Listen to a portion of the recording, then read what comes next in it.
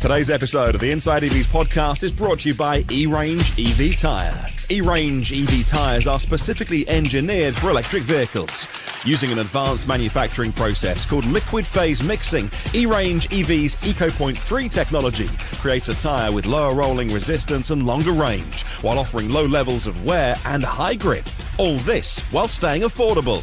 Go to erangetires.com. That's E-R-A-N-G-E tires.com to find your EV's next set of tyres.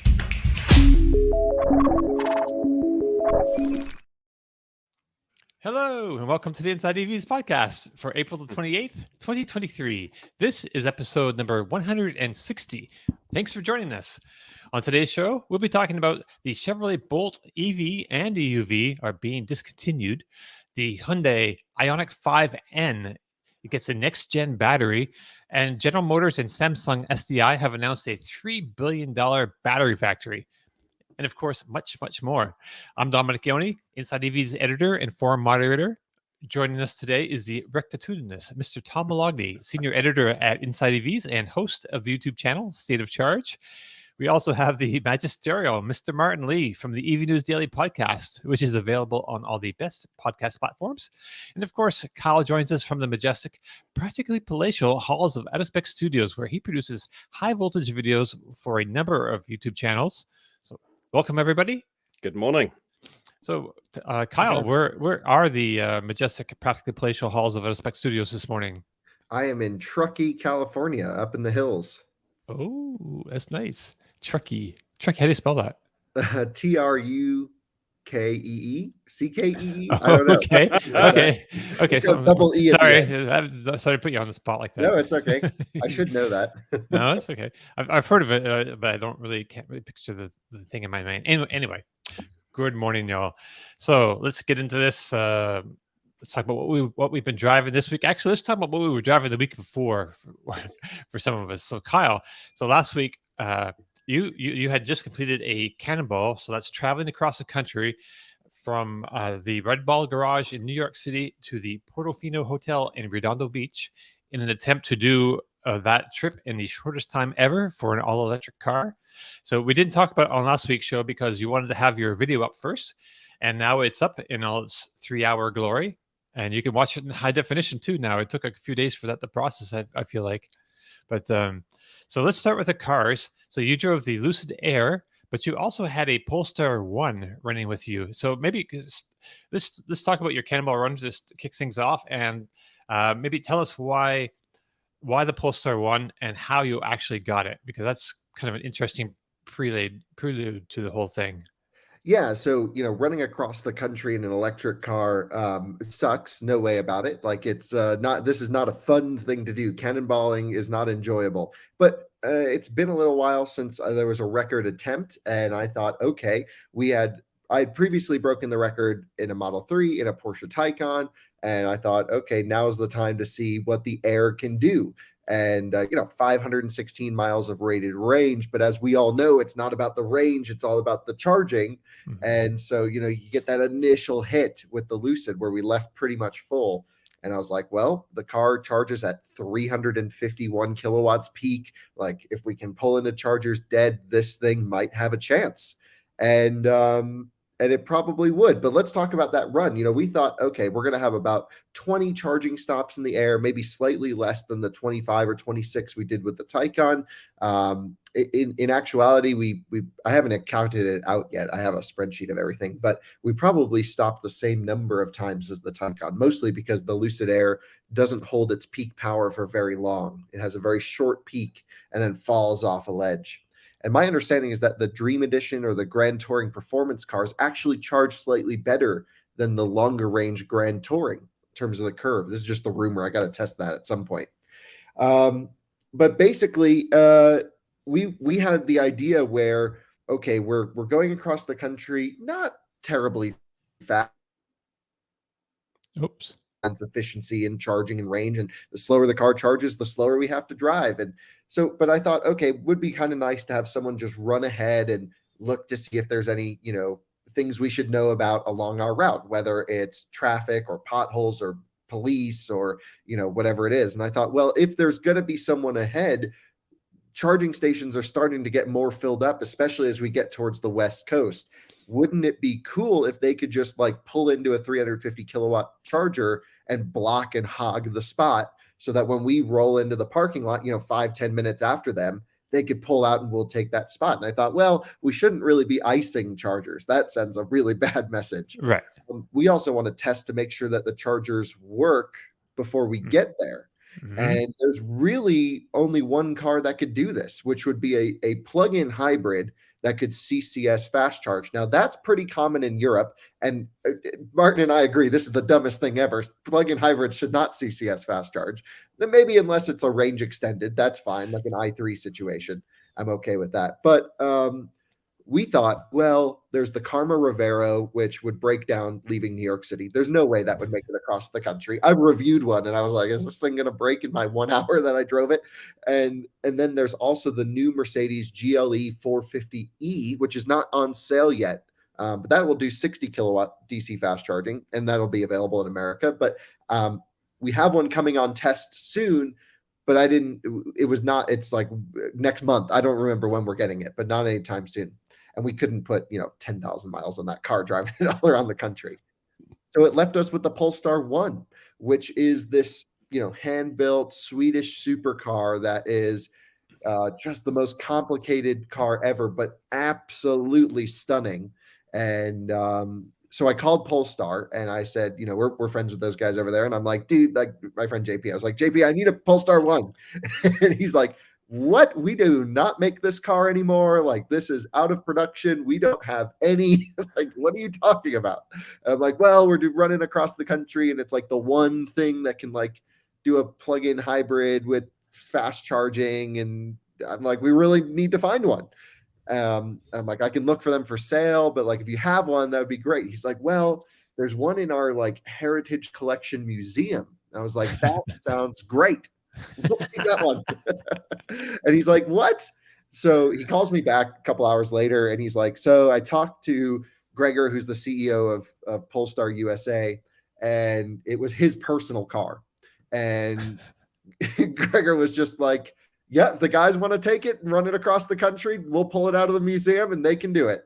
And so just the craziest thing. This is literally Polestar's heritage collection car. Right. And amazing. Then they let us, we're going to keep it for a while. They're like, well, we're really not doing anything with it. So just keep it out in Colorado and drive it and, do some testing with it and make some videos, do whatever you'd like. Looks so good. And we literally have put almost like 8,000 miles on this car already. And they're thrilled. Polestar was like, this is the craziest thing ever. I mean, from their eyes, the Polestar 1 just had to drive slowly across the country. So it's not like that really did anything crazy. It just had to be charged, 20 times in preparation to make sure the chargers worked before we got there. And Kyle, you need to buy that. So I just offered a number yesterday to Polestar. Oh, really? Yeah. But I don't know if they're even able to sell it. Because there's a few around the country that you could buy, right? Right. But this one has the story. True. And it's also got all the miles, which means it'd be a lot cheaper than the ones for sale. Because every one for sale has like 1,000 miles, 3,000 miles. This has got it's going to have like 20,000 miles by the time we're done with it. Right. So, but I mean, wouldn't they need one for the Heritage Museum though, right? Yeah, they can go buy a better one. It's their first model, like the first Polestar ever. Right? Yeah, there's 20 for sale in the country right now. They could easily swap it out. I don't know if they're, they didn't say no when I said I wanted to buy it. But anyway, I made an offer. It was, I would say, fairly low. Something I think that would be reasonable, but not like lowballing him, but I guess there's a big process we have to go through, and it's probably less than a 50-50 shot that we get the car. But what a cool piece of history. What a cool story that we got it. And I was like, if you're going to sell it to me, can I just keep it and put more miles on it for the next year and get even cheaper? So the girls drove this across the country, Alyssa and Michaela, and they actually, not that this counts and we're never really going to publicize it, but they actually set a plug-in hybrid Cannonball record with it. Basically, yeah. So that's kind of cool, but like also that's not really a thing, and we would never make that a thing. Right. because it's the same as a gas car with a battery. Yeah, but Yeah, no. it's something. It was kind of fun. At least someone got a record out of this, because the Lucid did not. And that's Right. the sad part here, So- is the car can do it.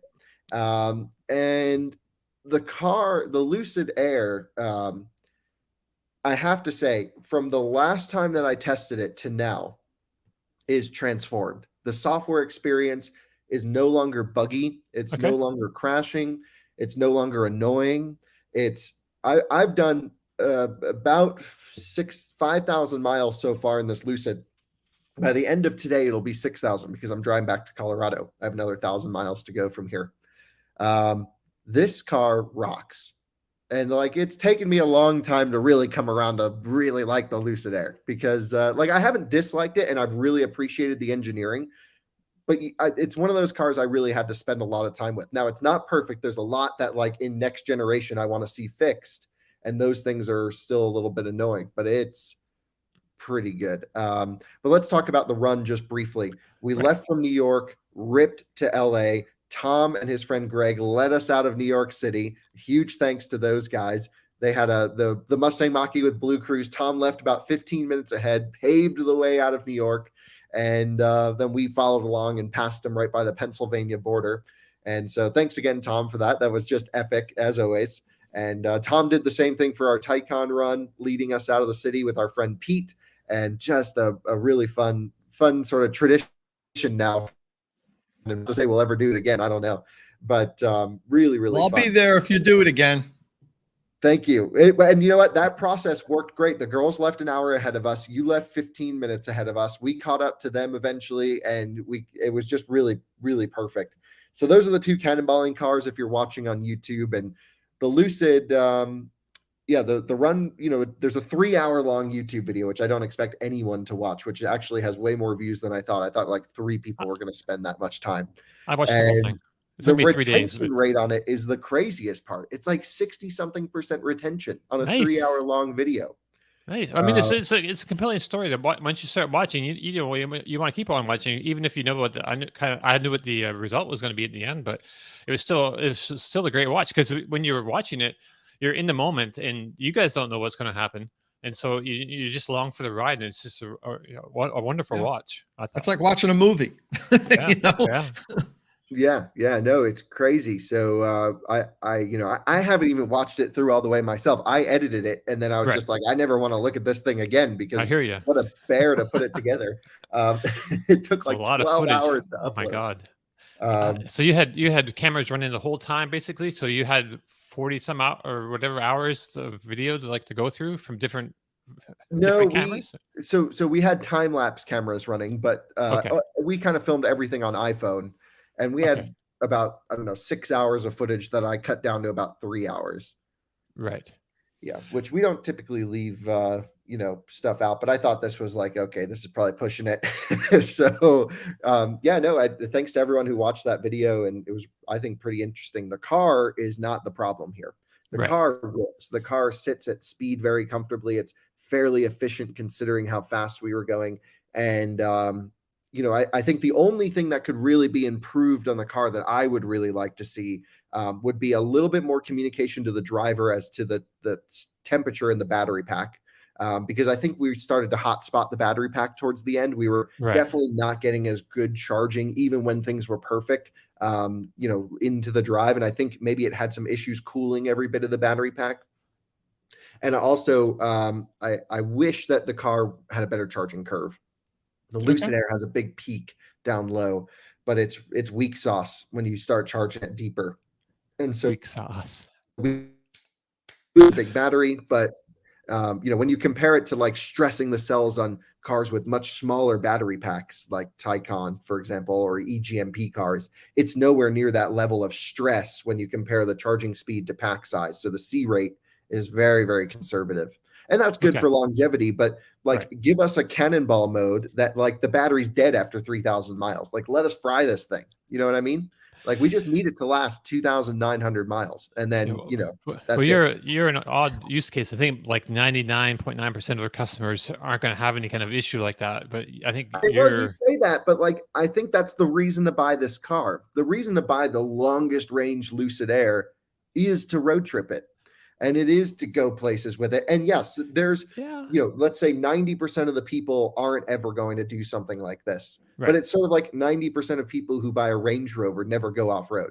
True. But you buy it because it can go off-road. Right. You know what I mean? Because it feels like, what if I need to drive to the top of the mountain one day? I got to have, all that crazy tech. And I think the Lucid should be kind of the same thing. It should be engineered to be the best, the fastest road tripper, the best charging curve, the fastest charging deeper into the pack. And whether or not someone actually uses it, there's a whole different story. But so I have to say the car was great. Those are the two improvements I would like. The infrastructure was absolute garbage, and we knew that, but like it's just so bad. Charging this thing sucks on public infrastructure. So that was really it didn't, man. So that's where all the problems kind of arose. Like the car did its thing, no problem. The Polestar 1 led the way, had no issues. It had a cracked windshield, but that's not the car's fault. The Lucid did just fine, but then you run into so mostly you use the Electrify America network. And we tried to not use them whenever possible, but unfortunately we're like held handcuffed to this network. Right, because that's the only thing in a lot of places. That's all there is right now. It's like we keep hearing announcements like, EV Go, Pilot, where's your big put the stations in.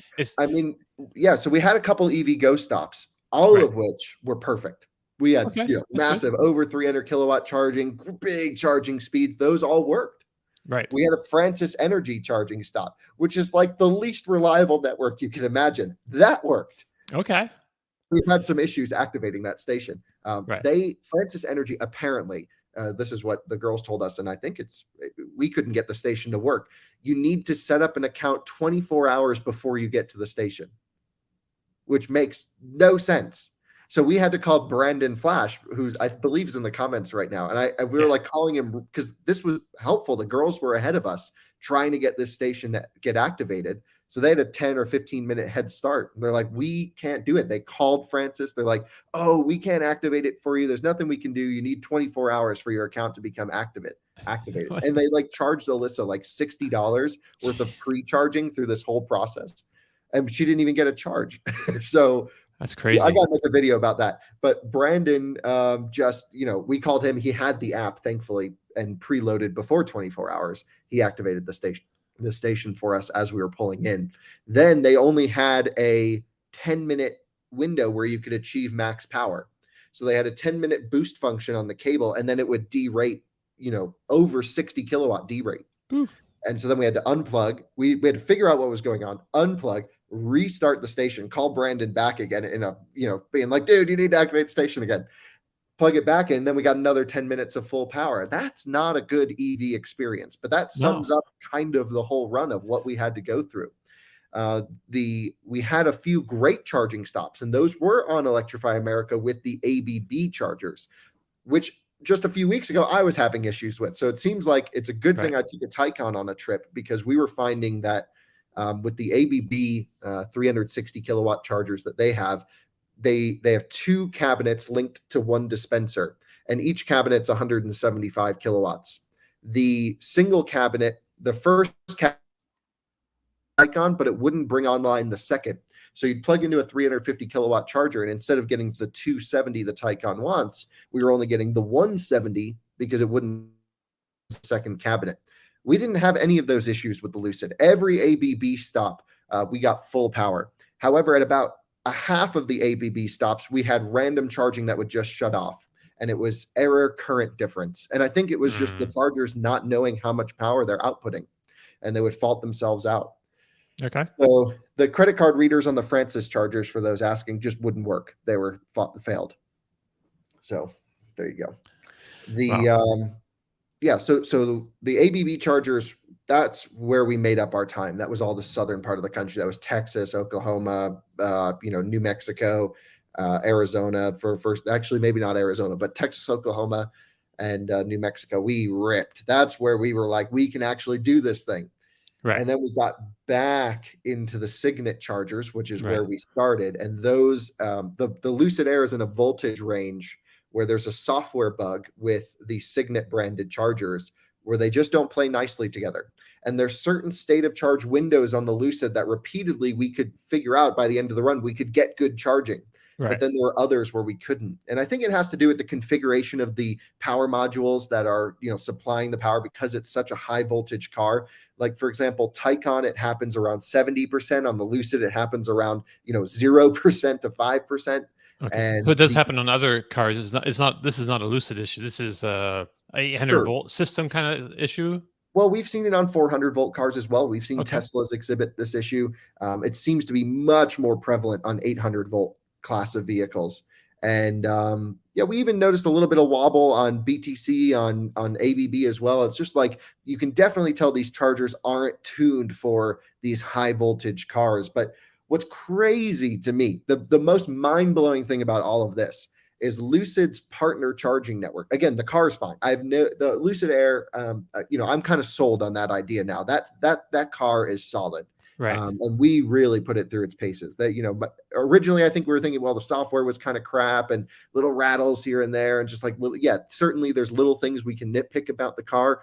Right. Very few cars could honestly handle the amount of abuse we throw at this thing without any issue. So I'm very impressed with that. I think the word has gotten out about it because their stock has gone up, 13% in the last 5 days. So everyone's watching your video. That's what it is. I don't follow any automaker stock, so I have no. I just looked at it just now, just pulled up, just kind of see because Anyway, sorry. Okay, but where Lucid made their mistake, and they honestly had no choice, but where kind of everyone's making their mistake, in my opinion, is partnering with these public networks that are not doing proper testing with the vehicles. Anytime there's a big software release for a charger, and Signet chargers a few months ago started to get a new software release. And what was happening earlier on, and we're not sure if this was to fix the problem, but they were blowing up power modules, cabinets. We had a couple of videos that we posted where you would literally see smoke coming out of them. You hear pop, pop, capacitors blowing. And so I think this software was to start to derate or protect some of the power cabinets that go on in the back. But anytime you release a software, you need to do regression testing. You have to have every version of every charger in your lab. You need to have every partner vehicle that's signed up with your network that's officially powered by, Lucid is sold with 3 years of free charging with Electrify America. That is one cohesive thing right there. And the fact that the cars weren't tested with this software ahead of time, or they were and they decided to deploy it either way, is crazy. This problem should have never made it to the public sector, especially that we noticed this problem months ago. Like, this is not something new. So we made a big deal. Sorry, go ahead, Dominic. Sorry to interrupt you, but I just want to, hoping you can explain for the audience. So you call it the Signet surge. What exactly is happening? Like, so I believe like the voltage varies a lot on your output. But are you receiving like zero charge or just some charge, or is it what's going on exactly? Right. So the voltage can't actually change because it has to be matched to pack voltage or charging voltage, just slightly higher. But the current is going insanely crazy. And what's happening is we're seeing, output. You plug in the vehicle, it might charge steady, and then it goes absolutely haywire. You'll see 170 kilowatts, and it'll just boom down to 40, and then boom down to 20, and up to 70, and down to 30, and up to 200, and down to 10. And it's so crazy and it's so aggressive, these spikes, that a couple charging stops where we were having the Signet surge, we can see the power being ramped up and down. We're like, this can't be good for the car. And then we started to feel the car jolt. Like, it was literally energizing the motors. It was spiking the pack with so much energy that I don't know what happens. I actually have to ask Lucid what was going on. I meant to ask them. Right. We still haven't talked to them at all about this. I don't even know if they know we did the run. Oh, so, really? I thought you visited their headquarters. Yeah, your I dad didn't thought tell they them were I was there. going. I just drove up, took a picture of the car, and drove away. I was like, hey, everybody. I was like late for something. I was like, just got to get the photo. Okay. But it was literally, when you were sitting in the car, it was like, felt like someone was just tapping into your rear bumper, and the car was being held on the parking brake. Wow. And you get these jolts, and it just can't be good for the car. No, that doesn't sound good at all. No, I've never seen anything like that before. Wow. And so it's not just a Lucid problem. It's happening with cars that operate in the voltage range that the Lucid operates in, which is quite a few cars. And I believe almost all of them are partners with Electrify America, those automakers. So this has got to be a total disaster on the back end, I would think. Total failure of deploying software. There's no other way of putting it. This should have never made it to the public in this state. Whatever series of events happened where this has been allowed to be deployed and be deployed for more than a few hours. Like if it's this big of an issue, go back. Like I'd rather be blowing up your power modules than blowing up my battery packs. Not saying that the car was damaged in any way. I'm just saying it's possible. Right. But I mean, it cost us the run because we were getting such inconsistent charging, such low power charging. We were hours slower than we would have been. right. So there's right, and there's also two runs across two routes across the country. You took the lower route this time. Usually you do the higher route and then you cut south down through Las Vegas sometimes, but this time you went the lower route. And I think there was like you had to obey the speed limits pretty tightly in a lot of those areas because of the law was out in force apparently. So we chose the southern route because of that ABB burst. It was Right. purely charger based. Mm-hmm. The northern route's the preferred route. And Right. this is my second time doing a cannonball in the southern route. And after the first time, I was like, never doing that again. And then here we are doing it again. And now we're saying we're never doing that again. Right. Because as soon as you hit, I don't know, like basically West Texas, there are police every mile or 2 miles. It was the most insane. Now I've driven this route many times and never seen police, but we literally could not go fast. Right. We had spotters ahead, multiple spotters, not just the Polestar, a network of them. We had all of our detection equipment in the car, and it was like the annual police convention was going on somewhere around there because I've never seen more police. And so yeah, I mean that affected us slightly towards the end of it. We were kind of just like, we don't care anymore. Let's just send it because we were just like, if we're going to get a chance at this, like we got to rip. And so we kind of just ignored that, just sent it anyway. We're like, well, we'll make an interesting story if we end up in jail. But yeah. Nothing crazy like that. But and you also had definitely an interesting route. Not the northern route's better. Okay. So charging was definitely what held you back from getting the record this time. You got pretty close. So you're just a little bit over your previous record in the Taycan, I guess, right? And if you had taken the northern route, you probably would have beat your other record, I think, right? Maybe. Nope, probably not, because there would have been more Signet chargers. Oh, right. Yeah, I also want to mention, so you couldn't speed, but so when people do this cannonball thing in gas cars, I mean, the record is so short now, you have to go like crazy kind of death-defying speeds for like super long periods of time. That's not what you're doing here. I mean, sometimes the speed might get up there above other people's comfort zones, of course, but we're not going that fast. Right. And we just can't, because we have to balance efficiency. The point of this, and I'd say it in the front of every video, it's not look at how fast we can drive. It's let's push the car and the chargers as hard as they can go. And right now they can't go hard enough where we can cruise at 150 miles an hour like the gas car guys are doing. They're just pegged.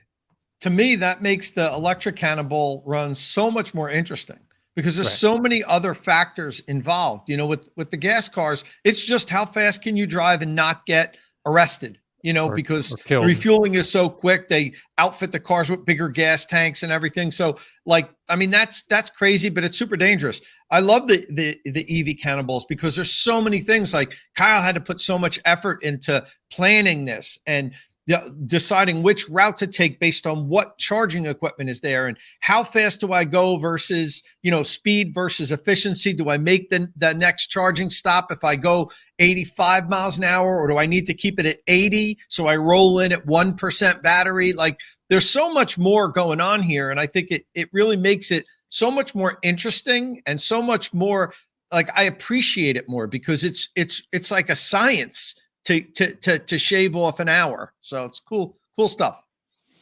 Right. So what else did you have? What else did you take away from this adventure? Yeah, well, learned a lot about the Lucid, and I'm going to make a whole video with improvements I think they need to make and things that I think they have improved that I really appreciate.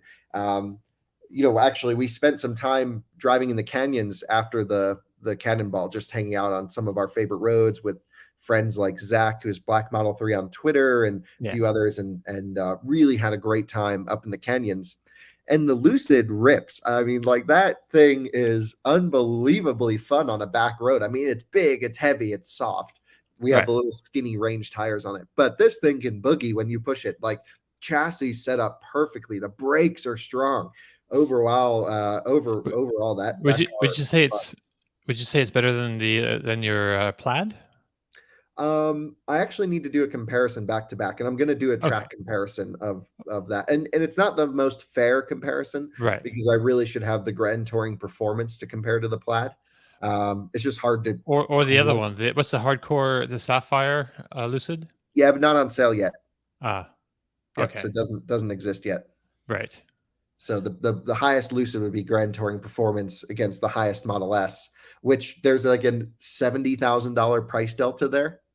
Ooh, which is crazy, because Grand Touring performance is 180 and Plaid's 105, 110, something like that. Damn. Yeah, Plaid is like the deal of the century right now. Right. It's crazy. I mean, that you should almost have to pay more to get that much acceleration, because you need to be careful in that car. Right. I saw somebody tweet or something this week, some like questioning whether or not the Plaid should be sold. It was an article actually, because it's just so quick. People are saying it's kind of dangerous if you don't, Yeah,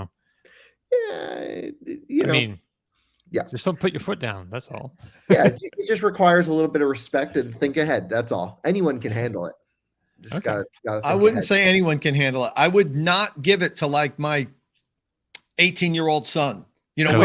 Which happens. People buy these, have a lot of money, and all of a sudden the son, grabs the key card or whatever and hops in it.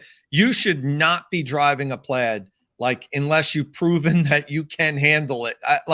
For me, when I was 17, 18 years old, I would have probably killed myself in it. I lost it in my CRX on a few bends a few times, and if it had that kind of horsepower, it would have been even a worse story. So I mean, the Plaid is just insane, and I'm not for saying, oh, we shouldn't sell it because it's too fast. But anybody that buys one better not give this to let somebody drive it unless they know that they're able to handle this kind of power, because it's that powerful, it's that dangerous if you don't know how to drive it. Because you get yourself in so much trouble so quickly. You can launch this thing on a side street, and in 3 or 4 seconds, you're going 80, 90 miles an hour. Now it can't stop fast enough for that bend in the road or whatever. So it's insane. I mean, it's a blast to drive, but God damn it, that car is fast. Yeah, I love it too, because it ruins you, because everything feels slow after driving the Plaid. Yeah.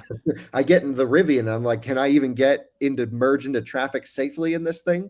Because so it just totally warps your perception of speed driving a Plaid. But it's an interesting car to actually learn. If you have an opportunity to take one to a closed course and push it to and beyond its limits in track mode, and really learn how to handle something so big and so heavy, and then that's the place to do something like that. So yeah, I mean, I think enough on the Lucid Cannonball. To really sum it up is the car can do it, the infrastructure can't. We'll wait till that gets better and improved. It's crazy that these issues we're still dealing with years later. It's so funny. A video came up that I skimmed through that I posted 4 years ago, where I took a Kona EV on a road trip from New York to Florida. And it's like, I could have posted that video today and it would have been no different. That's the sad part. Right. It's just like, and it was back then, it was FSEC chargers. Are the FSEC chargers going to work? Oh my gosh, the chargers are offline. I got to plug into a wall outlet. Like, we're dealing with the same things today. And I really have to genuinely caution anyone who plans to do a lot of driving. Don't buy a CCS car. I mean, truly do not. There's just no way around it right now. I mean, you can see, if people watch, the video, they can see the struggles, because it's not even just like the Signet Surge. It's like availability of chargers that are functional. It's like a reliability thing. And it's just, if one station, stuff happens. So one station could go down, a site could go down, but then there's no backups. There's nothing else around for like 200 miles in either direction. If anyone thinks we're lying or over exaggerating, just watch the video. Watch the Cannonball video. It's just right there. And you can put your own spin on it. You can say, this is amazing. We may not make it somewhere. Let's buy one of these. And so that sounds great. If that's your mindset, buy a CCS car. But wow, it doesn't matter how good the cars are. The infrastructure is worse than I've ever seen it in a long time. I mean, it has to especially get better for high voltage cars. Right. So let's talk about a little infrastructure things, because this week you after driving all this, I don't know where you've been this week, man, but you've been up to San Francisco, you're in Arizona. So you went to Mesa, Arizona to visit, to try out a new fast charger prototype created by the team at NU. That's spelled NXU and it's pronounced NU. And it was formerly Atlas Motor Vehicles. So this was a sponsored video, I believe, right? But I still thought it was, super interesting and a great look at what they're doing. I wasn't rehearsed or anything. It was, like spontaneous, out of spec style. So yeah, not only what they're doing with chargers, but they also have a whole battery thing going on over there. So, but maybe just start about telling us about this 700 kilowatt charger. Yeah, I mean, it's kind of interesting. It's basically a container charger, container size. This is still a prototype. I think they're going to build their own enclosures and everything for their units. Right. But NU is going to own and operate, at least they claim, own and operate their own network. I mean, a lot of it is we'll believe it when we see it, but we're kind of believing a lot of it now because they're demonstrating the work that they're doing to actually charge cars. And they're taking a really interesting approach, which is big power, big speeds. And you guys know I love that stuff. Right. They have a 700 kilowatt cable on this thing that's immersion cooled in oil. It's actually an Amphenol prototype cable, and thing is just incredible. I mean, CCS cables are so hard to move around, especially when weather gets cold. And this feels like a version 2 supercharger cable. Version 2 cables were air cooled. They weren't liquid cooled. And this is immersion cooling, which is similar to version 4 supercharging cable technology. And even the head of it is different. Or tell us about that, because that's important. That's like for people to use, like, the CCS fast chargers. They've made some improvements, I think, right? So Mark, the CEO of the company, is like, it needs to be easy enough where my grandma can plug in a car. Right. And that's his test. If his grandma can't do it one-handed, they're not building it, which I thought was really cool. So they're going deep into cable technology, into handle technology to make it easy, like the version 3 supercharger handle. That's just a wet noodle that you just plug in. That's what they're going for. And they also want the most amount of power possible. So huge power conversion power in this thing, 700 kilowatts. That's double the fastest thing we have here right now. Sure, absolutely. And it's like not hard to add charging power. You just add more, charging bricks. Basically, they come in 40 kilowatt bricks or so. And so they're kind of doing that. But what NU is doing is they're tying together the whole thing. They're going to have battery storage, almost a megawatt hour in there. Right. They're going to have a relatively simple grid connection because, that's the slowest thing to deploying fast charging is getting your high power grid connection. So they're going to basically find places where there's existing grid connections or bring in, lower power ones to trickle charge that battery at, let's just say 50 or 100 kilowatts all day. And then as cars roll up, they can just zap the power in. And it's not a new concept, but it's one that is just like bigger and badder than we've seen before. Right. Operate all their sites. So they actually want to see our viewers comment on that video and say, where's the most needed corridors where this has to be dropped? And they want to fill in the spot. So I was like, Quartzsite, Arizona, number 1.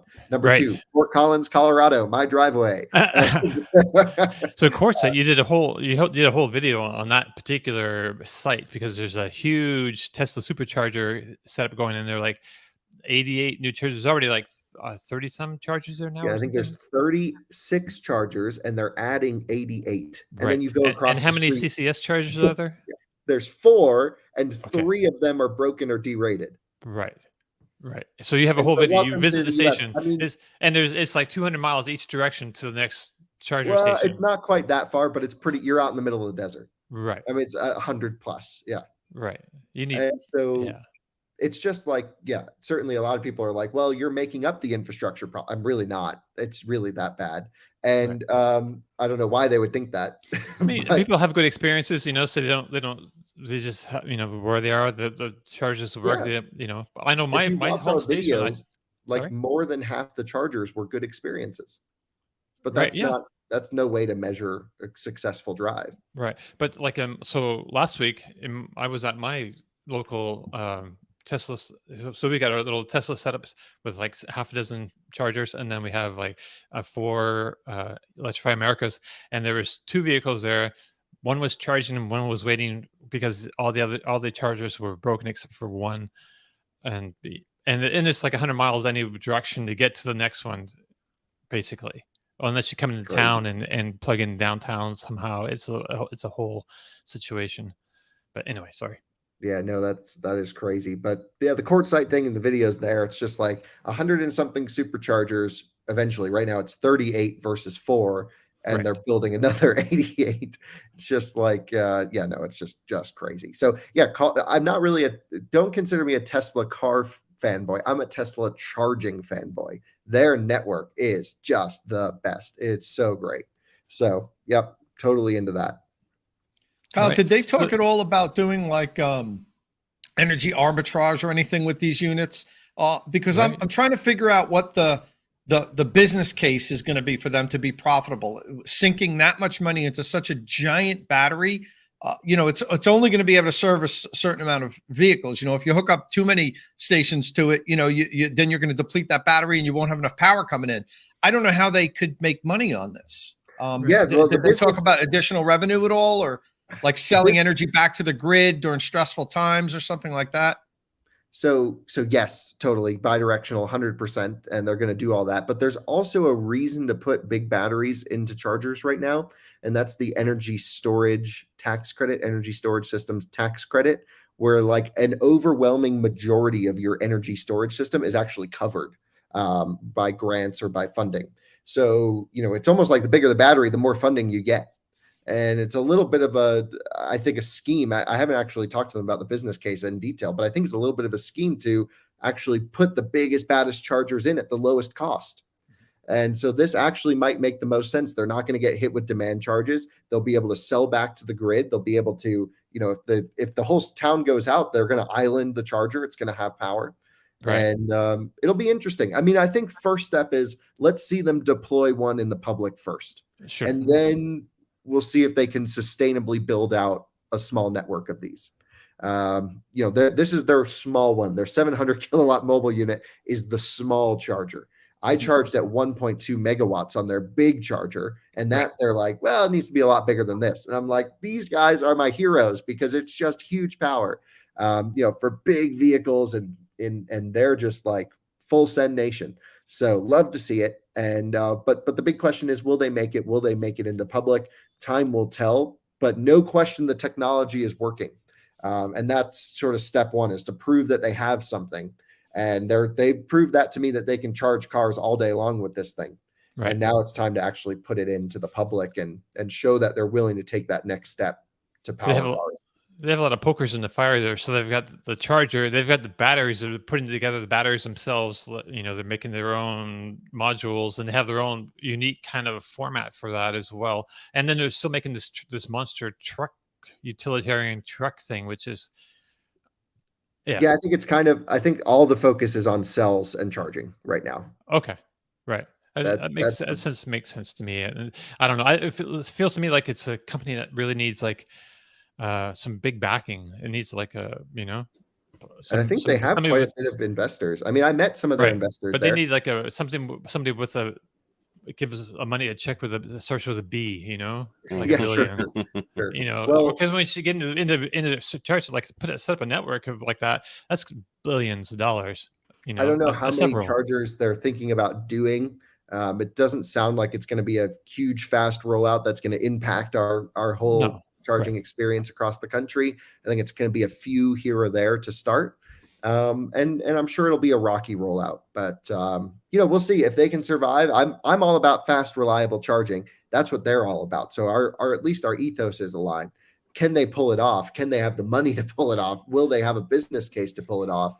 Well, time will tell. Right. All right. So, let's see, you have some charging videos coming up. I don't know if you want to save them for next week, or if you want to just briefly touch on them very quick, just so everyone knows. Just on the charging side, I spent 2 days in 2 different laboratories this week. I was at Freewire's engineering labs, where they do some, low volume production line. They have a high volume production line elsewhere, and went through their interoperability test lab and actually coded the Lucid to work with the chargers, and went through that process of what that looks like. And so that's all filmed. That'll be a long video coming on Out of Spec Reviews sometime soon. That sounds interesting. And yep, so that'll be cool. So basically we had, communication boxes. We were looking at Slack tests. We were looking at the communication between the car and the charger mid-charging session, just to kind of explain that to our viewers. And it was really a fascinating visit, I would say. And Freewire is doing some really cool things. They're way bigger than I thought. Hundreds of people work there. And like it's like so legit. I was blown away. right. Because it's like a brand name we've only begun to hear, right? But they've been doing lots of setting the groundwork for a while now. Right, absolutely. And so that was really cool to see those deployed. These are, of course, low power grid connection for high output speeds. A 160 kilowatt hour battery pack is the whole bottom bit of the unit.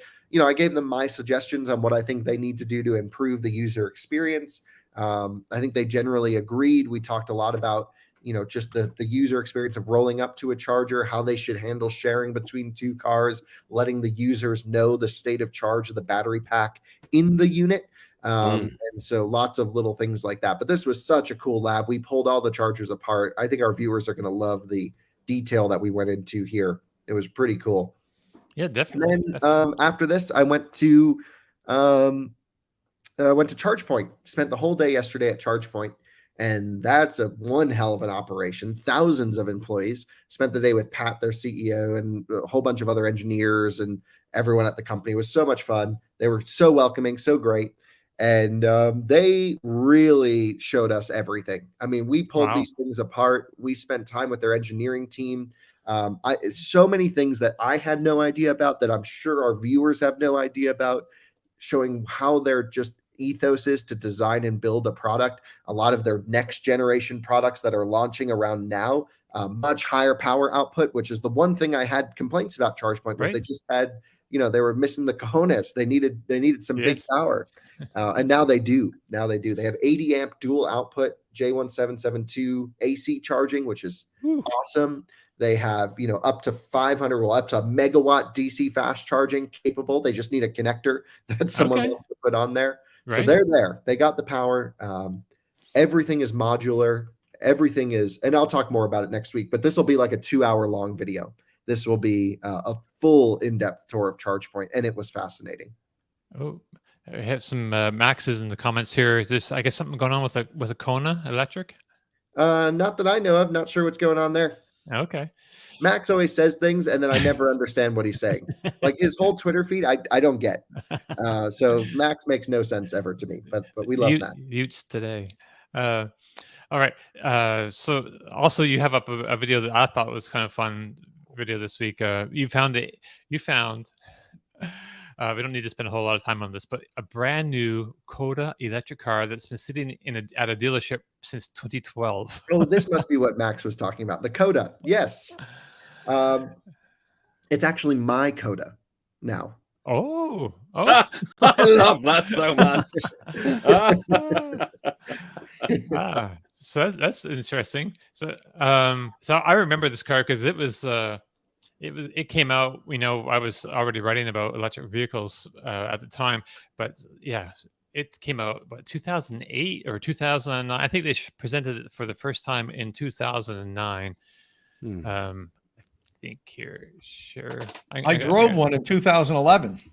Okay, you drove one too? A yellow one, like the bright yellow one. They had a test drive at the New York Mets parking lot, Citi Field in New York City. And I drove my Mini E over there, and they had a bunch of journalists and people there. And the funny thing is, more people wanted to check out my Mini E that were there than the Coda. So I spun it around the parking lot a little bit, really slow. 0 to 60 in about 10 seconds, quarter mile, 17 seconds. I think it has 188 horsepower, 221 pound-feet of torque. And, there's a reason why it never made it. It was a good effort at the time because no one was making EVs back then. I mean, Right. Tesla, when they started doing this, Tesla was working on the Roadster, and like that was like it, you know. I think- And I think you this know, was- if I guess if the major OEMs didn't get in the EV game, people would have bought these because it would have been the only game in town. But once the other car companies started making, you know, EVs, there was no reason to buy this thing, in my opinion, at least. Sure. It's like I believe it's a Toyota Corolla chassis or something from like a generation previous. No, it's a Chinese car. Right. Yeah, right. but, I mean, but I think Kyle, the they license copied the Toyota Corolla. You know how they Yeah. copy It was the cars? They like Mitsubishi. reverse engineered it or something and It's the copied it like a Mitsubishi Toyota Galant. Corolla. Yeah, it's Sorry. a Galant, I think. And it was the Coda was a spinoff from another startup electric car company. Does anybody know the name of that company? Oh, I should know. Miles Electric Vehicle. Miles EV. Oh, Miles, they were- That's right. Yeah, That's right. they I were was gonna making say- neighborhood electric vehicles, Right. and they spun off and started this Kona and partnered with the company in China that was building it and so forth. Right. But So Miles, Yeah. Miles was started by like an older gentleman, and then he kind of handed it off. And I think when Coda launched officially, it was being run by a guy named Kevin Czinger, Sizinger, who has his own like a high performance vehicle company right now, actually in California. Yeah. so, Kyle, you have it back at your place now, or did you just buy it? Did you trailer it back yet? Or Well, I'll tell the story really quick. It was brand new, unsold, window sticker still in the window. Yep. On the dealer lot, the original dealer lot. And some folks work for the dealer who were viewers, and they found it, and they're like, Kyle is going to lose his mind. So they DM'd me. I just happened to be there, and I was like, I'm 9 miles away. I'm going to pop over. It was perfect timing. And we filmed the video going to check it out. We couldn't find the keys. The battery was dead, like the whole thing. Someone So stole then the they radio found- out of it. Somebody lives in the someone back stole seat. it. Looks like for a little while. Yeah, someone lived in there. I don't know. You got to kind of the Oh, I whole saw that interior thing, needs to be burned. I'm not gonna. Let's not review any footage of what's gone on in that car from the security cams. But nothing we want to know about. That's for sure. Yeah. I think what happened was after that night, I was driving. I got back to my hotel, and Nick, my friend at DG, this is the dealer group who owns it. He texted me. He said, "Dude, I found the keys," and it was in like their I have the guy on camera who had the keys. I filmed it the next day, but it was like the old guy who's been there for like 30 years, and it was at the back of his desk. Willie the janitor. Yeah, right. He was the lot manager. Is such a nice guy. He's like, the Coda. He's like, yeah, I got the keys. Hadn't even thought about that in 10 years. And we put a 12-volt jump pack on the back, turned the key, started right up, had 30% state of charge. Yes. Oh, Yeah. really? Isn't Oh, that that's crazy? Yeah, amazing. Dominic, you need to get on Twitter because all this is on Twitter chronicled. Okay. Yeah.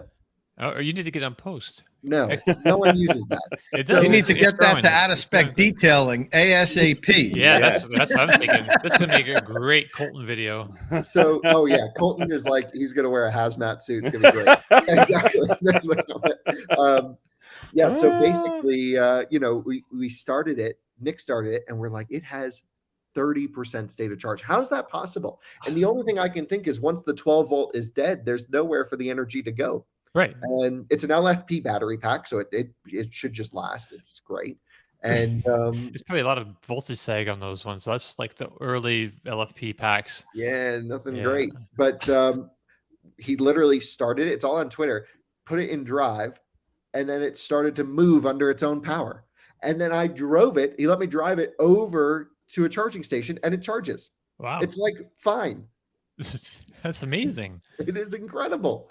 Truly Wow. incredible. So then the dude who runs the dealer group came by. He's like, we still had that thing back there. What the heck? We've been we don't know what was going on with it. They have to go through a little bit of paperwork limbo, but they're just giving us the car for free. So it's not like I'm really nice. buying it, but Oh, they're just sweet. just take it. You made some cool videos. They're like, we want to see this thing gone. I And guess give them a little bit of a publicity as well, so people know that the DG totally. DG guys are pretty cool. And it turns out a lot of our viewers actually bought cars from the dealership. We received a lot of messages and notes. So, I mean, it just worked out well. It's not like they wanted to collect any money from it. It's something Right. we'll never sell, Sure. probably. We'll just Right. keep it around for people to enjoy and let, viewers drive it when they come visit or something. I don't know. It's a cool piece to have. The tires And held so- air. What was that, Dominic? The tires held air.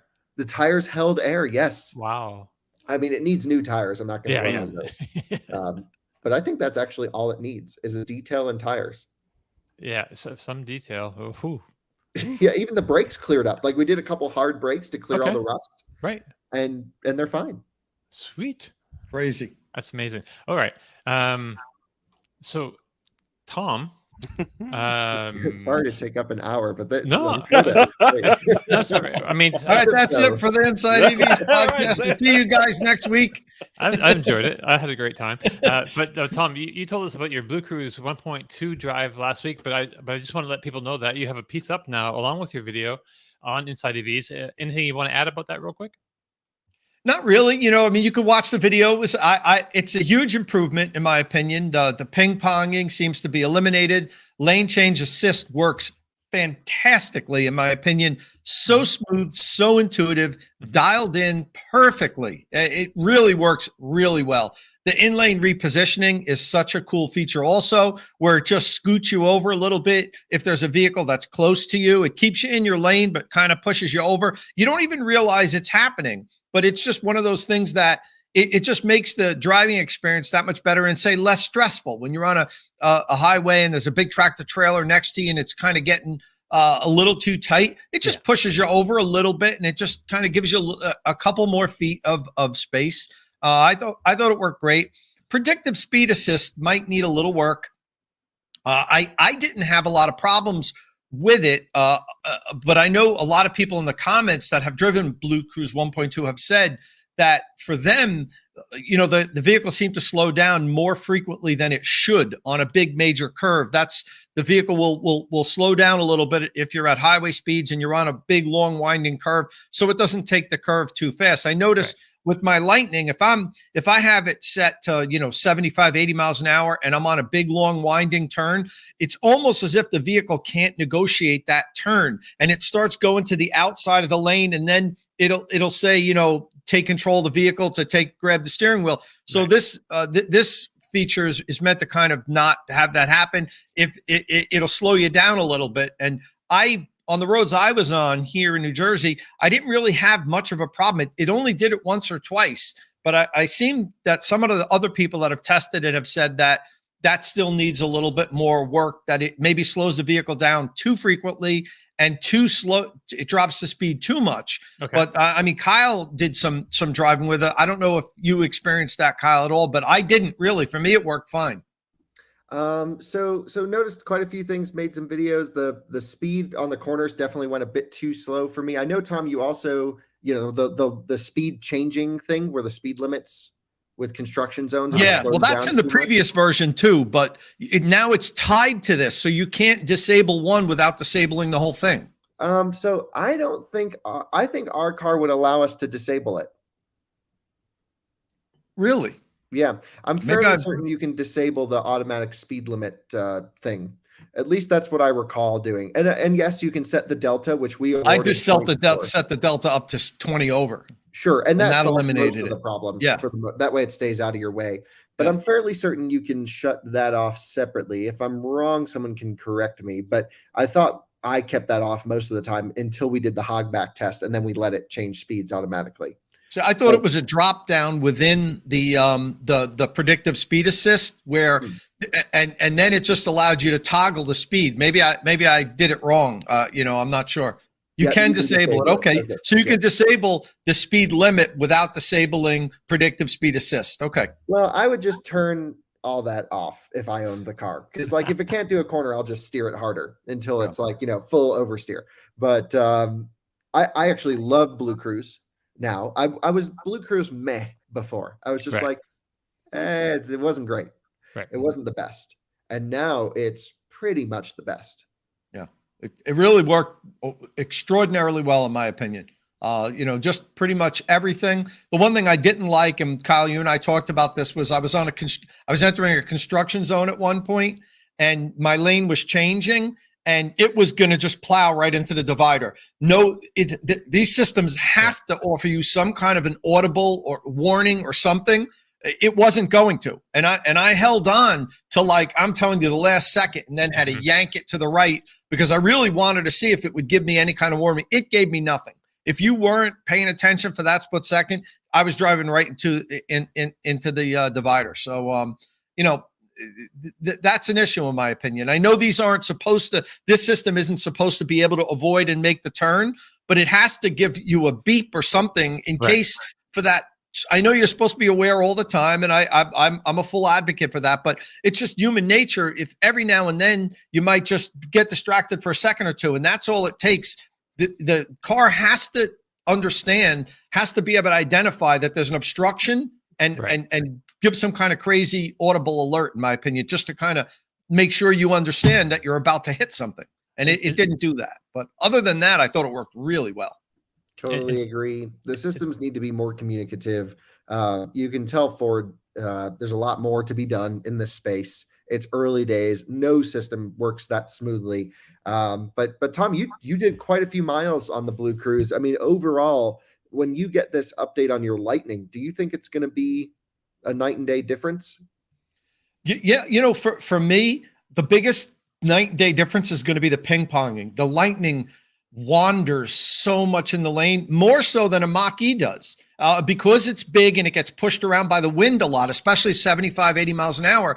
When I'm driving, and I use it all the time going up to Vermont and so forth. I went up to Canada. I did a 1,200 mile road trip in my Lightning. I used it the whole time, but I was doing this the whole time in the lane. It was almost just like, playing a Pong game, bouncing back and forth. It stayed within the lane, but there's a lot of wandering, and it didn't do the Mach-E didn't do that at all. It was nearly perfect. So I hope that the Lightning also is improved. That's going to be the biggest thing for me. I can change lanes. It's a cool feature to have, but it's really easy to do that. And what I like about BlueCruise, when you do the lane change, and as soon as you get back to the center of the lane, it immediately initiates BlueCruise again. When I had my Tesla, it didn't do that. I didn't have full self-driving. When I would initiate a lane change, then it would shut off autopilot, and I had to turn it back on. The Lightning, as you make the lane change, and it immediately starts back into hands-free BlueCruise once you center in the lane. So to me, the lane change assist it's a parlor trick.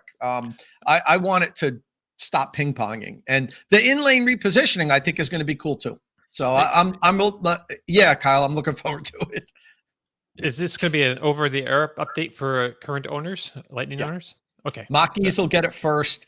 Ford wouldn't give me a timeline on the Lightning, and I was pushing them hard on it, but it sounded like they were indicating it's not going to be anytime soon, not within the next couple of months. It kind of seemed like Q3, summer? Or no, not even summer. It kind of seemed like, we're still getting it down pat for the Lightning. Maybe I'll be surprised, but and like I said, they wouldn't give me a thing, but just the way I got that feeling that it's probably 5 months out or something like that. So this is a whole thing with you almost crashing. This is why, and this is my little soapbox part of the show. I really don't like when automakers use the hands-free, like no hands thing with their ADAS systems, because stuff like this happens. They'll still crash into things, and if your hands aren't on the wheel, it's something that arises. You have to get them there, and hopefully, you don't have to reorient the car in any way. But anyway, that's just a little. But the monitoring, Dom, the monitoring is very good. It's amazing how that really can monitor your eyes. And I tried to trick it a million ways, put on sunglasses, and then gradually close my eyes. Right. And as soon as they're closed, you got about 3 or 4 seconds and it starts alerting you to grab the wheel. So it really, if you're not looking forward, it will disable BlueCruise. So it's not like you can not be watching what's going on, I'm a big proponent of having driver monitoring and not just the torque sensor in the steering wheel. That's how you really get in trouble. When you can fake it. You can't fake this thing unless the only thing I didn't do is take pictures of my eyes and put them on the sunglasses and see if I could have faked it out that way. We need to do that. I should have tried doing that. Yes. Right. So, all right. So you also Tom, you also had you told us about your Ford Mustang Mach-E 70-mile-an-hour range test last week as well, but now the post in that video is up on Inside EVs. Anything you want to add real quick? Yeah, so watch the video. It was good. It was interesting thing is I did 70 mile an hour higher range test on an all-wheel drive extended range Mach-E 2 years ago, back in 21. And at the time, the Mach-E was that version was EPA range rated at 270 miles, the combined EPA range rating. Right. The same vehicle now is EPA range rated at 290 miles, 20 more miles, because number one, Ford opened up 3 more kilowatt hour of usable capacity. It has a 98.8 kilowatt hour battery pack. It used to be 88 kilowatt hour was usable. Now 91 kilowatt hours usable. And Ford also, through OTA software updates, made the drivetrain a little bit more efficient, increased efficiency a little bit. So that pushed it up to 290. So the first time I did it back in 21, I got 285 miles. Right. And the test this time, 285 miles, right on the nose, the same. The only thing I will say is I did it this time. The conditions weren't as perfect as the last time I did it. It was perfect conditions, sunny, no wind, 72, 73 degrees. When I did it this time, it was overcast, foggy. It drizzled a little bit. And when I started out the test, it was 60 degrees. So 10 degrees cooler, little mist in the air. So, and it was able to repeat it. I have to believe if this vehicle had run the test in the conditions in 21, it probably would have went 290, 295, another 5 to 8 miles more. So they have improved the range slightly. To me, that's a fantastic result for this car. Almost 300 miles. It's one of the longest range EVs in its category, in its class. It went further than I did with the Model Y when I did my Model Y range test. The all-wheel drive Model Y. I haven't done one in a while. We need to grab another one, maybe with the new battery pack, and do that again. Yeah. But and you could see there, look at how consistent it was each quarter of the test. 71, 72, 70, 72 miles. It's like you could just bank on 70 miles for each quarter of the battery if you're driving at 70 miles an hour. Right. That's pretty decent. Right on. So also a couple of weeks ago, you took delivery of a Rivian R1S, and you have a deep dive delivery experience video going up on State of Charge channel on Sunday. Have you had a chance this past week to drive it at all? I was just wondering if you have any observations now about how different, or I guess how similar it might be to the R1T. All right. Well, yeah, that's for those watching on YouTube, Martin's pulled up. I made a little short clip of the delivery vehicle. I did a very comprehensive. This is an interesting part in the video here. You have to watch the video to see what's going on there. Something funny happened during the delivery vehicle, the delivery process. So I went Kyle on this hour-and-a-half video. Deep dive. We go over every feature of the R1S. Anthony was my delivery agent last time. If you guys remember, Sade did it, and she was a rock star. Anthony, we killed it also. So this is what you get when you order a vehicle. You either pick it up at a delivery center, or Rivian comes and delivers it to you, and you get a delivery specialist that will shows you all the features of the vehicle. You go over everything, and we went through everything. So if anybody has any questions about the R1S, watch this video. You pretty much should learn everything about the vehicle. And as far as driving it so far, Dom, so not really. It might be, quite honestly, a little bit more, let's say, bumpy, like a little bit less planted, going over bumps and so forth. I really haven't driven it that much. I had the Maki, and when I had the Maki for all week, it's all I drove. I put 1,000 miles on the Maki in 7 days, I drove the hell out of it. But because I really wanted to test out BlueCruise, I drove Kyle to Pennsylvania and back, and so I'm really, I think I only have like 180 miles on the, maybe not even, I think 150 on. So I still need to test some more things out. Kyle and I talked about the sound system. Rivian stopped installing the Meridian sound system, and they went with their own like in-house engineered audio system. There's been a lot of people complaining about it online. I'm not so sure those complaints are warranted. It seems like it's pretty damn good. It might not be as good as the Meridian, but it's a pretty good system. And I don't think I'm going to have any complaints about it. I still want to play around with it a little bit more, But it doesn't feel like I got a new vehicle. I got it in the same color with the same interior, and when I'm driving it, unless you're just driving normally down the road, right. It's like a shame. I don't feel like I got a new car. I almost should have gotten it a different color combo, but I like that color combo. It's why I got it the first time. The forest green with ocean coast, I think, is just beautiful on both Rivian vehicles. So that video is going to drop probably tomorrow. It's a long, really comprehensive video, and like I said, there's one point of it that's pretty funny. And it's worth checking out. All right. So let's talk about some news this week. If you're looking to buy a new Chevy Bolt EV or EUV, I think I said Volt, Bolt with a B. Right. So get your order in, because the automaker says it will discontinue that model this fall. So at $26,500, the Bolt EV is the most affordable electric vehicle in the U.S. Today, and after years of it being priced significantly higher and then going through a total recall of all its battery packs, productions and sales have finally really picked up and humming along.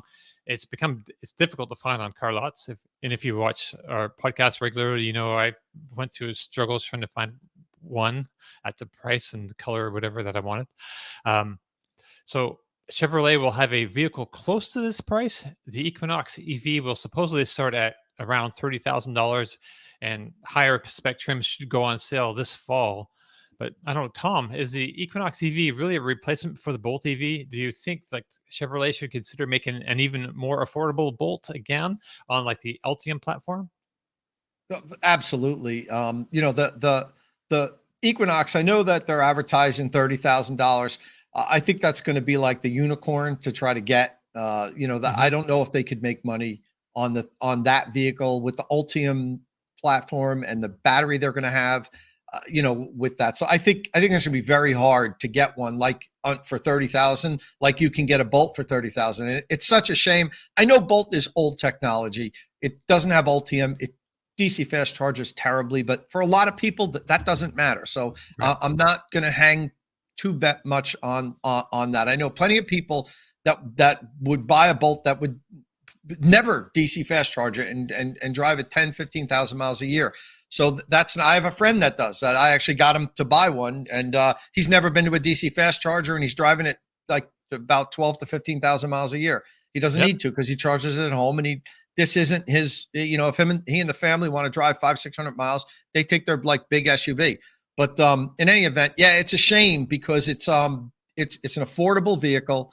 It's going to get people into EVs that can't otherwise get into EVs. And I think GM has to replace it with something. And I think they will. I think maybe it's not possible for them to do it now. I believe they're losing money on this thing now. So, that's not a good business plan. But I think, within a couple of years, you'll see them introduce another smaller EV that is priced even less than the Equinox. I think they have to. I think all the companies have to do that. I've been talking to Ford and trying to get, him to get out of them. When are they going to release the affordable EV? If you remember when I interviewed not Darren Palmer, their CEO Farley, I asked him, when are we going to have a $25,000 Ford? He kind of sidestepped that question. Right. But the car companies have to come out with them, and they will. It's a shame this is going away. But it's not surprising. I expected them to, and partially because there was so much bad press with the Bolt, with the fires and everything. I think GM wants to put that name away, and I don't think that they were going to come out with a next generation Bolt with Ultium technology. I think they were going to start with when they do a new smaller affordable EV, it's going to have a new fresh name, and they're going to walk away from Bolts, because Bolt equals fire to a lot of people. Right. I mean, I think the Bolt has been kind of like a disaster in a lot of ways for GM financially, because with the recall, the expenses from that, then they had to idle, the plant while they get all that going too. That's like, there's so many like back expenses on the back end that we don't really see, that I think it's been a bit of a financial nightmare for them. But it's all worked out now. It's all like everything's finally working, and it's over. Yeah. Well, but really quick. So Scott S said, what's the Equinox starting price? It's pretty competitive with these, right? The truth of the matter is, Scott, we don't know what the Equinox starting price is. GM announced that it was going to be 30,000 starting, like for a base model, but that was before we had all these crazy, price increases with supply chain problems and everything, and everybody raised their prices on their EVs. They might put one out there for 29,900 that is like totally stripped. Like, Right. or maybe we'll be surprised and we'll get one for 27,999. That is equipped. I don't think that's going to be the case. I think you're going to have to spend at least 35,000 to get an Equinox EV with any kind of options. Right. So let's see. I hope I'm surprised, but I don't know if that's. I honestly just don't think it's possible for the manufacturers to make a $30,000 EV today that can go more than 250,000 miles, that has decent amount of features in it, that can DC fast charge quickly for 30 grand. I don't think the economics are there yet. So I'm looking at what they're doing in China. By this story, I have in my notes this other couple stories that came out this week. BYD Seagull EV priced from $11,000. They got, it's not like it doesn't have the specs of the Bolt EV, but it's still like a 150-mile car. And And what kind of safety systems does it have in it? Right. Is It's a basic car, this but subsidized by the government? BYD, no. I mean, you don't there's know that in China. You just don't know what's going on Mom, over are there. you starting conspiracy theories on the Inside EVs podcast? But so this is like maybe a little bit like a Spark size, a bit bigger. It's a bit smaller, but $11,000. So I'm thinking, so GM's not going to build an $11,000 electric car, but something like slightly bigger than that and safe, like 20,000, 22,000. Is it? I think on the LTM2 platform, that's what I would like to see. I think with the LTM2 platform, it'll help them get their prices down even more, because the economies of scale of sharing all those components and battery cells. I think whether they will do it, but if they don't do it, they're leaving the door open for companies like BYD to come into the US and take up market share. Or NIO is already planning like small budget EVs for their European expansion. So the Chinese companies are looking at that space. And if there's like an opening, man, it's like that whole nose under the tent of the nose of the camel under the tent. Once you get that nose in there, it's kind of over. So I just feel like the OEMs or domestic OEMs really need to make sure they cover all their bases, all their market segments with electric vehicles.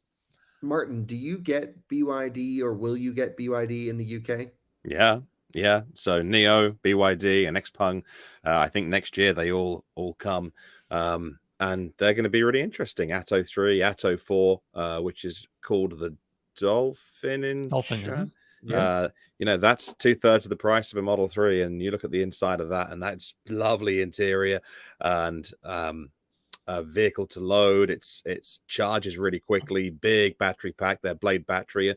The specs are really good. The safety is really good. One of the Chinese cars got another 5-star Euro NCAP, and that gets more difficult all the time. And so, yeah, they're absolutely moving here. What they'll do with the US, I don't know, because as you guys reminded me a few weeks ago, you have those sort of import duties, which I'd totally forgotten about, and those extra taxes. So, right.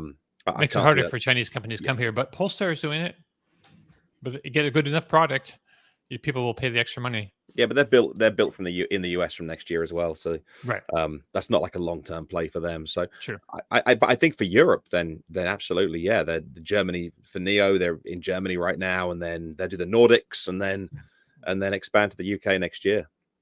And honestly, today is fully charged, but I'm there on Sunday. The big EV event with the fully charged YouTube channel. So, but a load of them are there, and they're spending money, and they're marketing, and they're turning up at these live shows. And so I'm there on Sunday for anyone that's coming along. So, I think BYD are bringing the Atto 3 to that. I've been a little bit off the radar this week, so I've not fully charged, but I'm looking forward to going there and actually I'm doing a talk on if anyone's coming along, I'll see you at 2:00 on Sunday afternoon, because I'm on stage with Robert Llewellyn. Oh, sweet. Talking Chinese cars. Like the session I'm doing is, should people pay attention to the Chinese invasion, for want of a better word, and that's my session. So really looking forward to talking about that on stage. So yeah, it's happening, and it's just going to be a thing that happens as quick as people are comfortable buying those cars. I was having a look at the Aura Cat, or the Great Wall Motor car last Thursday. I was in that, and that didn't blow me away because it's 30 something thousand pounds. And I'm like, well, I'll have an MG4 for 25 grand, thanks. So and there's MG dealers on every corner. So what's a Great Wall Motor? What happened to the Funky Cat name? Yeah, so I think they have a bunch of cats, don't they? In China, there's a few cats, and over here the Funky Cat is, I think, the name they've gone with over here. But I just wasn't massively impressed with it. Great Wall has always been the kind of like, back in the day, they really like just copy stuff and it looked really bad, cheap. It's just bad copies of Western cars, But now they've come some ways, but I'm not quite sure they're there with the BIDs and the Neos yet. On the subject of the Bolt, I'm reminded of yesterday when my stepfather was really struggling with his iPhone 5. And this sounds awful. I know the latest iPhone stuff, but they're business phones. So it's not like I'm like splashing the cash, but we just always have the latest iPhone thing. And then because business, we're allowed to have a new phone every year. It's a business expense. And so it sounds awful, but I know what the latest iPhone thing is. But I just Googled yesterday, what is the latest iPhone with the button? Because my stepfather in his 70s wants the button. He hates Face ID. He wants the button. And then I didn't even realize that there's a 2022 iPhone SE. And I'm like, right. So there was a 2020 iPhone SE and a 2022. Now that would be off my radar because it wouldn't be a phone for me, but it was like $350 equivalent. And the latest, what Apple do, like with the Watch SE, it's just fine tech. And for him, I'm like, this is brilliant. I'll buy him one of these. I didn't even know they made that with the thumb button thing. I kind of missed that, but that's what the Bolt could be, unless, Apple are great at making money on the tech that's not the latest thing. And if GM can't make money on the tech that's not the latest, just because EVs are a different beast to assembling phones, then they shouldn't make the Bolt. But if they could make the economics work, what's wrong with keeping the Bolt and the Volt on sale? So the Apple comparison perhaps isn't the best one, but I was reminded of that. All right. So we can only spend a whole lot. We have a few stories we can get through real quick. So this struck me as a pretty big deal, but I'm not sure if there's a lot to say about it. So the Hyundai Ioniq 5N is set to debut this year at the Goodwood Festival of Speed in July. But we've just learned that it will have about the same range as a regular Ioniq 5 because it has a next-gen battery in it that will hold more than the 77.4 kilowatt hours that the car, I think it's 72.6 usable, those cars have now, but it won't take up any more space. So we don't have any info on the battery, really. Hyundai hasn't been talking up any special chemistries, I don't recall, but it's quite likely that this will basically be like an incremental improvement over current chemistries or the current cells. So this is going to have even more power than the Kia EV6 GT. It will be around 600 horsepower to the Kia's 576. Torque is going to be up to 600 pound-feet as well. It's going to get a thicker steering wheel, a rear wiper, but it's probably going to have like a heavier suspension bits too. So I think any weight savings from the battery are going to go into like the beefier motor and suspension and all that kind of stuff. So not a big weight savings, but a volume savings of some kind, so they get more energy in there. Thumbs up. I don't know if anyone has any. Martin, have you heard any rumblings about this battery or whether or not it will find its way into other eGMP cars from the Hyundai Motor Group? No, but what's impressive is they are improving. They haven't just got that platform and then they're just off and away with what was around 2-3 years ago. They made those improvements. What was it, last year or something? They used the silicon carbide inverters to improve the efficiencies on the rear. It's either the rear motor or something. They improved those, which added some efficiency, added some range. They're just making the vehicles better. No, I don't have any intel on specifically what's different about this chemistry or the supplier or anything like that. But I think what's impressive is they just keep making these cars better.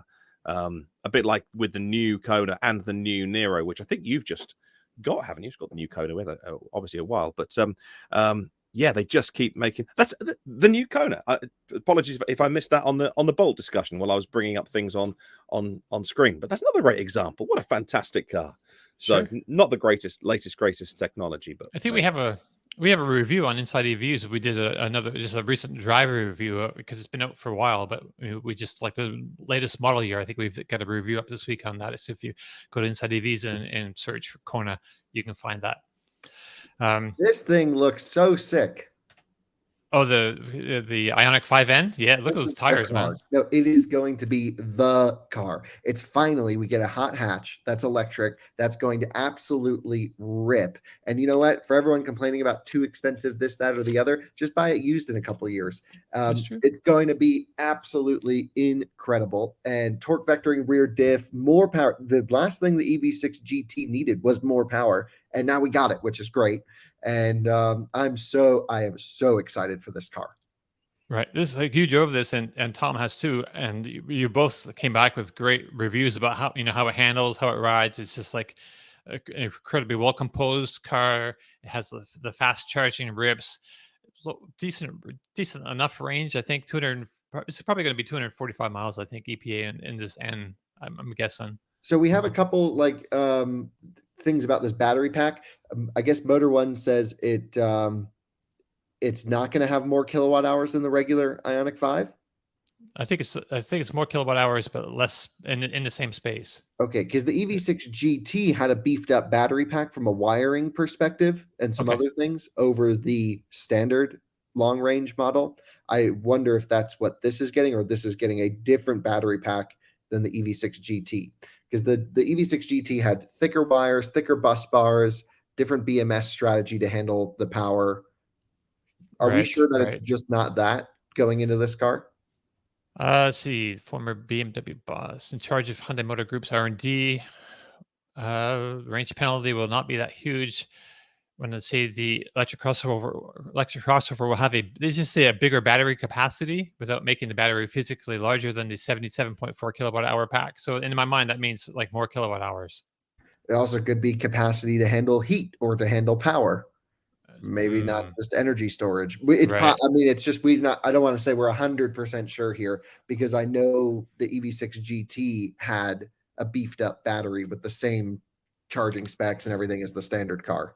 I'm going to be at Hyundai in a couple of weeks, so I'm going to ask them about see if I can get an insight into that. Great. All right. So this struck me as a pretty good deal, as a pretty big deal. As you may know, General Motors has talked about 3 new Ultium battery factories in the U.S. One is already built in Warren, Ohio, and it's been producing batteries since last September or so. And that should put out about 40 gigawatt hours annually. The second is a 50 gigawatt hour plant in Tennessee that's still under construction, expected to be finished by the end of the year. Then there's a third 50 gigawatt hour plant under construction in Lansing Delta Township in Michigan. So these 3 factories are part of a joint venture with LG Energy Solutions. And it was thought that there would be a 4th in Indiana, but apparently LG has decided not to get involved in that one. So General Motors believes it needs more than 140 gigawatt hours of capacity looking forward. So it's going ahead with a 4th factory with a new partner, Samsung SDI. So this one will have a little less capacity, I think, than the others, about 30 gigawatt hours. And it'll produce nickel-rich prismatic and cylindrical cells start producing around 2026. So it's a little ways out. But when it's done, GM should be producing enough cells a year that's to produce 1,600,100 kilowatt hour packs. So that's a lot. Tom, what are your thoughts about this deal? Any idea why LG might have walked away from the plant, or even what product they might put these cylindrical cells in?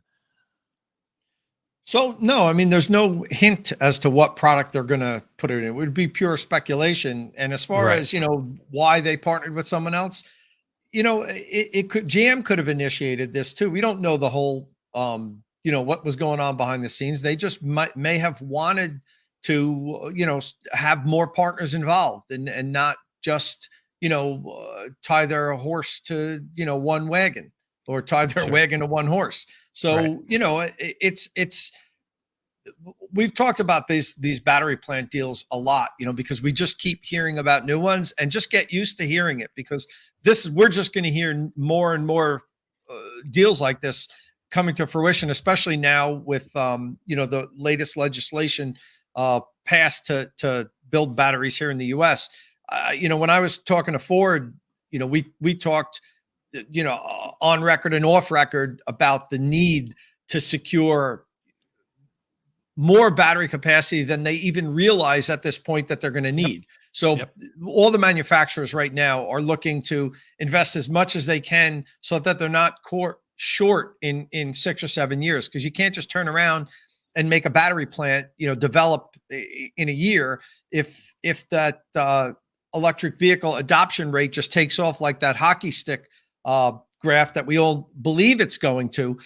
We could get into a position now where 2027, 2028, Ford, GM, the other OEMs just don't have enough batteries to put in their vehicles. So just get used to hearing this. I think we're just going to see battery plant after battery plant being announced with multiple partners, and it makes sense to do that and not have all your eggs in one basket. Ford's doing that, and Ford just keeps announcing more and more plants. When I went down to Blue Oval City, just in that one region, Tennessee and Kentucky, they have battery plants under construction now that'll be done in about a year and a half. That's going to produce, just in those 3 plants, 130 gigawatt hour. And then they have other plants being built in Michigan and in Europe. So, this is all we're going to hear about now. And the manufacturers finally realize that this is the path forward, is to have battery capacity. If they don't have enough capacity, they're dead in the water. Right. Yep. That's who can build the most batteries wins, basically, at this point. And I think everybody realized this 5, 6, 7, 8 years ago, Dom. And I interviewed people from all these companies back then, but nobody was willing to say, "Oh, yeah, I can see when that's going to happen." Like that's far down the horizon. We'll partner. We'll make some batteries now. But now all of a sudden it's, oh my God, hurry up. We need to do this right now because this is happening faster than we thought it would, which is kind of crazy because so many people were telling them, this is going to happen faster than you think it's going to happen. But, within every company, there's always, the bean counters versus the pragmatic people that realize that what's going to really happen. And we're at a point now where they all know it's happening. They all know it's happening faster than they think it is. So now hurry up. Let's get these plants built as quickly as possible. Meanwhile, Tesla knew it all along from the beginning. Tesla, batteries, Tesla and batteries. That's the thing no one's talking about. Well, people are talking about it, but that's the thing. Tesla and batteries. That's a bigger prize than being a car company. No offense, but the energy industry is a far bigger prize than than stamping metal and making cars for people. I get it, the 20 million cars a year thing by 2030. I get that, Tesla fans, I understand that. But I'm convinced that that's Tesla. Tesla know people are catching on. They don't want the conversation around batteries. This is why on the earnings call recently, Elon Musk comes on and is like, self-driving this year, and did the whole Elon Musk act. And I'm like, I'm done with the act, Elon. It's such a ridiculous act. This whole, we'll do self-driving. I'm a genius. I'm convinced now that's a smokescreen. I finally had it on that call, and I'm like, I've worked it out. What they're doing is just the whole kind of Cybertruck thing and everything. They put all of the focus on that, and now they have to talk about, because it's an investor thing, they have to talk about Lathrop, and they have to talk about the batteries, and they have to talk about it. But it's not even the 4680s. It's the supply deals they've got with the likes of CATL. Tom just nailed it. It's lithium processing plant. It's batteries that Tesla have nailed and will continue to nail batteries. If the Cybertruck launches and it's garbage and everyone looks at it in the flesh and goes, that's terrible, which I would, and no one buys one, and I'm being facetious, everyone's going to buy a Cybertruck who wants to buy one. But if they never launch the Roadster, and if the semi stinks, and if the Cybertruck's a failure, none of it matters. Tom just absolutely nailed it. Tesla and batteries, everything. I'm convinced everything they do now is just trying to keep your attention, the conversation away. They're like, oh, hey, we're gonna do self-driving cars and stuff. I'm like, oh man, it's all a smokescreen. That's my conspiracy. I like being a conspiracy theorist. I love it. You got the wet noodle name. You're a conspiracy theorist over here. Why are you a wet noodle? I missed all that. I've never heard the phrase before, and I love it. I mean, in a minute, I'm going to go and see if wetnoodle.com has been registered. Oh, you may not want to. You probably don't want to be known as Wet Noodle Martin. You know, it's a new phrase to me, and I'm loving it. It's not extremely complimentary there, Martin. Hey, before we go, this is the best Inside EV show we've ever done. Before we go, I wanted to mention that the Cupra Tavascan has made its official debut. So this is a European vehicle, but it's the second all-electric from Seat's performance brand Cupra, and it's basically the Cupra version of the VW ID4. And if I don't know if you can pull that up, Martin, but if we can see it, where the ID4 has a very conservative design, the Tavascan is much more sporty. Its performance is definitely spicier as well. It's got the all-wheel drive version. It's got 335 horsepower, 500 pound-feet of torque. And they say it's like 0 to 60 in 5.6 seconds, which is, not mind-blowing, but definitely better than the ID4. But why won't Volkswagen Group build something truly fast? I wonder. Well, Porsche. That's what Porsche is for, and Audi. Yeah, but like now. IPO, they're separate. That's I think Porsche is too separate. I think why don't we have an ID3R that will smoke the Ioniq 5N? Where's that competition? Yeah, right. That's what EV can bring, and I'm not seeing this competition heat up. Sadly, I mean, this seems to have the components but they put this in the ID3. Some of these motors, but this is not nearly enough for what you need. You need double the power of this thing. Okay. Like 800 horsepower, you're saying? Yeah, we want an 800 horsepower ID3 that you can do some stupid stuff in it. Like if you're wrapping it around a pole, that's what we want minimum. We want cars that will try and kill us, not daily drivers. Volkswagen. Okay. So more power. Okay. But just real quickly to wrap up this, it's got the 77 kilowatt hour battery found in other VW MEB platform vehicles. But they say this one can fast charge 10 to 80% in under 30 minutes, under 30, while when supplied with at least 135 kilowatts. I believe that's just a bit better than the current VW. Is that? No, is it the same? The new packs do that too. Okay, the new packs. I looked back at an older charging test, and the VW ID4 was a bit slower when I think Tom had done it earlier. But under 30 minutes, sounds okay. But peak they charge great, and they actually charge great up top too. So for all the ID4 owners that love to full charge your cars, you're in luck. The new batteries do it well. They just don't have a high number for that peak power, but they have a great curve, is what you're saying. Yeah, nice curve. Okay. And I think that's pretty much it that we need to talk about. Unless you want to talk about, getting an extra second off your 0 to 60 with paying, was it $90 a month for your EQS or EQE sedan? Yeah, it's 90 or on SUV? On the EQS. It's $90 a month, and you get a horsepower boost, and you can make your EQS go quicker for an extra $1,000 a year. Please. Yeah. I hate that with a passion. So you can also just pay $1,950 and it's all done. All the subscriptions nonsense is done. Okay, well that makes more sense. Yeah, it's good to have that option. Sell it to me. Yeah. Just sell me what the car can do. Don't shake me down for heated seats or whatever. Right. Anyway, I'm gonna ask my buddy ChatGPT some questions while you finish off. Hey, ChatGPT, do you think I'm? Did you just capitalize you? What do you mean? Yeah, I'm a wet noodle. Did you get called a wet noodle? Is that what happened? Oh my goodness! Do you think? Oh, where's my band hammer? I don't have a personal. ChatGPT says if you'd like to discuss it, I'd be happy to help. To someone who's weak or lacks determination. Okay, I don't know where this is going. We're not on delay. Might need to blur the screen. Okay. Oh, that's good. That's good to know. Thanks, ChatGPT. That's good to know. All right. So that brings us to the end of our show. If you have any questions or comments, you can leave them on the Inside EV's forum podcast thread or on our YouTube or Twitch comment sections. If you like the show, or if you didn't like the show, please give us a thumbs up anyway. Por favor. If you're watching this on YouTube, don't forget you can find and follow our panelists on Twitter. Follow Tom Mologney at Tomolog. That's with 2 M's. Martin Lee is at EV News Daily. Kyle Connor is at It's Kyle Connor. I'm at Dominic on post.news. Click subscribe and tap that bell icon for notifications. And thank you very much for joining us. We'll see you all again next week. Ciao.